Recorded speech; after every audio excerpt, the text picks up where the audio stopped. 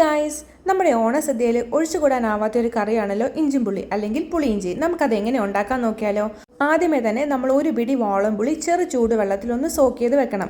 കുറച്ച് കഴിയുമ്പോഴത്തേക്കിനും നമ്മൾ ഇതൊന്ന് നന്നായിട്ട് അരിച്ചെടുക്കണം. അപ്പോഴത്തേക്കും നമുക്ക് ആ പുളീൻ്റെ സത്തൊക്കെ കിട്ടിയിട്ടുണ്ടാവുമേ. അങ്ങനെ അത് നമുക്ക് മാറ്റി വെക്കാം. പിന്നീട് ഒരു പാനിലേക്ക് ഒരല്പം എണ്ണ ഒഴിച്ചതിന് ശേഷം നമ്മൾ ചെറു കഷ്ണങ്ങളാക്കി മുറിച്ച ഇഞ്ചി വേണം ഇട്ട് കൊടുക്കാൻ വേണ്ടിയിട്ട്. അപ്പോൾ ഞാനിവിടെ ഒരു 250 ഗ്രാം ഇഞ്ചി എടുത്തിട്ടുണ്ട്. ഒരു കപ്പ് ഓഫ് ഇഞ്ചിയാണ് നമ്മൾ ചെറിയ കഷ്ണങ്ങളാക്കി മുറിച്ചിട്ട്. അതിനുശേഷം നമ്മൾ ചെറിയുള്ളി ഒരു പിടി ഇട്ട് കൊടുത്തിട്ടുണ്ട്. പിന്നീട് ഒരു 2 പച്ചമുളക് ഇട്ട് കൊടുക്കാം. അതിനുശേഷം കുറച്ച് കറിവേപ്പിലയും കൂടി ഇട്ട് നമുക്ക് നന്നായിട്ടൊന്ന് വഴറ്റിയെടുക്കണം. നമ്മുടെ ഇഞ്ചിൻ്റെ ആ പച്ചമണമൊക്കെ ഒന്ന് മാറി നന്നായിട്ട് ഒരു ഗോൾഡൻ ബ്രൗൺ കളർ ആകുന്ന വരെ വേണം നമ്മളിത് വഴറ്റാൻ വേണ്ടിയിട്ട്. അതിൻ്റെ ഇടയിൽ നമ്മൾ ഒരല്പം ഉപ്പും കൂടി ഇട്ട് കൊടുത്തിട്ടുണ്ട്. ഒരു 3/4 സ്പൂൺ ഉപ്പാണ് ഇട്ട് കൊടുത്തിരിക്കുന്നത്.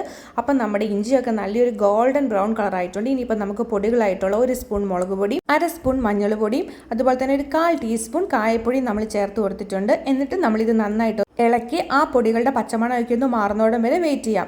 അതിനുശേഷം നമ്മൾ നേരത്തെ അരച്ച് വെച്ചിരിക്കുന്ന പുളിവെള്ളം വേണം ചേർത്ത് കൊടുക്കാൻ വേണ്ടിയിട്ട്. എന്നിട്ട് നമ്മളിതൊന്ന് ഇളക്കി കൊടുക്കണം. എന്നിട്ട് നമ്മുടെ ഈ പുളിവെള്ളമൊക്കെ ഒന്ന് തിളയ്ക്കുന്നോടം വരെ ഒന്ന് വെയിറ്റ് ചെയ്യണം.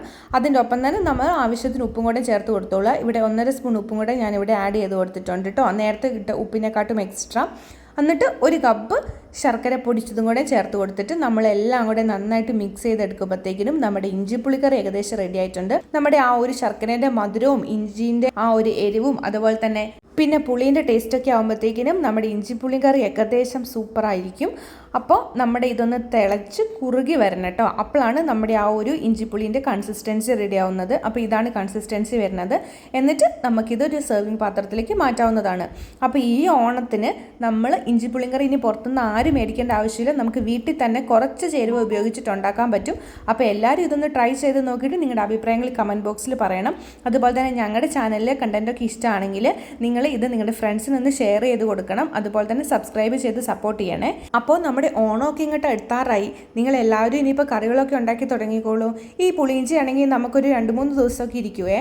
അപ്പോൾ നിങ്ങൾ ഇതൊന്ന് ട്രൈ ചെയ്ത് നോക്കിയിട്ട് അഭിപ്രായങ്ങൾ പറയാം. അപ്പോൾ നമുക്ക് മറ്റൊരു ദിവസം അടുത്ത റെസിപ്പി ആയിട്ട് കാണാം. Bye. Thank you for watching.